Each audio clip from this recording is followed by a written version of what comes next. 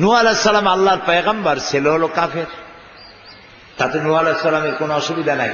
তিনি হেদায়েতের দাওয়াত দিয়েছিলেন, ছেলের কপালে নাই। লূত আলাইহিস সালাম আল্লাহর পয়গম্বর, কিন্তু বউ হলো কাফের, সেজন্য লূত আলাইহিস সালামের কোনো অসুবিধা নাই, কারণ তিনি দাওয়াত দিয়েছেন, তার স্ত্রীর কপালে নাই। ওদিকে ফেরাউন কাফের, ও যাবে জাহান্নামে, আর তার বউ ঈমান এনেছে, বউ যাবে আল্লাহর জান্নাতে। নাম কি? আসিয়া। তার উপরে আল্লাহ এত খুশি ছিলেন, আসিয়াকে মারা হচ্ছিল। ফেরাউন বলেছে আসিয়াকে মারো। কেন? আসিয়াকে বলেছে ফেরাউন যে আমার উপর ঈমান আনো, আমারে রব বলে ডাকো, ইলাহ বলে ডাকো। আসিয়া বলছে যে তুমি ফেরাউন, তোমার চরিত্র তো আমি জানি, তুমি খোদা না হুদা এটা তো আমি ভালো করে বুঝি।